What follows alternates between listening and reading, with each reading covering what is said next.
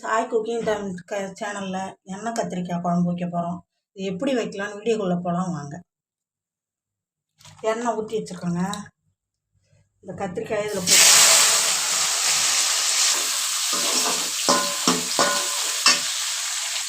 இந்த குழம்புக்கு சின்ன சின்ன கத்திரிக்காய் இல்லை, கொஞ்சம் பெரிய கத்திரிக்காய் தான்.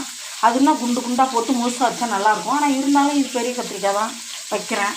இங்கே பாருங்கள், ஒரு பெரிய தக்காளியை எடுத்து அடித்து வச்சுக்கிட்டேன் மிக்சியில். கடுகு, உளுத்தம்பருப்பு, வெந்தயம், 2 காஞ்ச மிளகாய் இதெல்லாம் ஒன்றா போட்டிருக்கேன். சின்ன வெங்காயம் கொஞ்சம், ஒரு பெரிய வெங்காயம், பூண்டு எல்லாம் உரிச்சு வச்சுருக்கேன். மல்லித்தூள், மிளகாய்த்தூள், மஞ்சள்தூள் எல்லாம் இதில் போட்டு வச்சுருக்கேன்.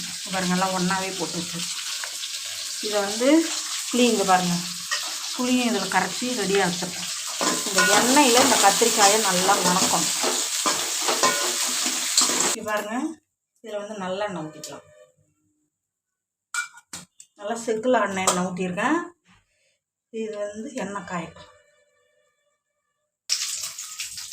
கடுகு, உளுத்தம்பருப்பு, வெந்தயம், 2 காஞ்ச மிளகாய் போட்டிருக்கேன். 3 காஞ்ச மிளகாய். எந்த குழம்புக்கும் ரசம், பருப்பு போட்ட சாம்பாராக இருந்தாலும் 2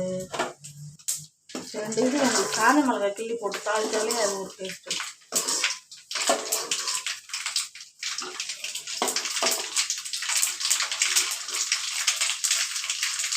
நல்லெண்ணெய் வாசனை வருது.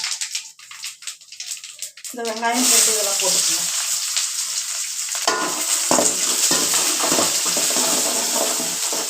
நல்லா வணக்கணும்.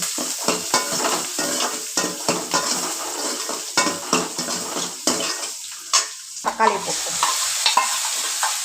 இது அப்படியே போல அரிஞ்சு, ஆனால் இது மாதிரி அடித்து போட்டிங்கன்னா கிரேவி மாதிரி நல்லாயிருக்கும் குழம்பு. அதனால தான் தக்காளி இதெல்லாம் போட்டு நல்லா வணக்கணும். பச்சை வாசனை போயிடும். மல்லித்தூள், மிளகாய்த்தூள், மஞ்சள்தூள் இதெல்லாம் போட்டாச்சு.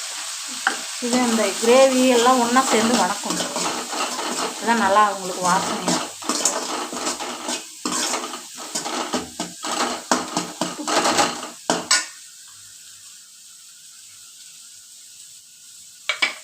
குழம்புக்கு தகுந்த உப்பு.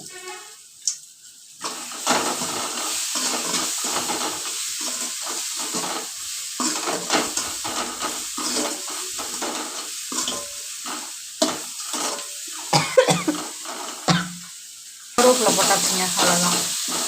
ஊற்றிட வேண்டியது.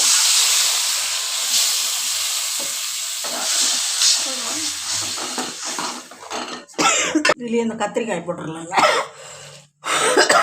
உங்களுக்கு நல்லா எண்ணெயில் வணக்கி வச்சு நல்லா சுண்டனா அப்படியே இறக்கிட வேண்டியது தான். கொஞ்சம் போட்டுருவோம். அவ்வளோ எண்ணெய் கத்திரிக்காய் குழம்பு ரெடி ஆகிடுச்சு. இதே போல் நீங்களும் உங்கள் வீட்டில் செஞ்சு பார்த்துட்டு சப்ஸ்கிரைப் பண்ணுங்கள். நன்றிங்க.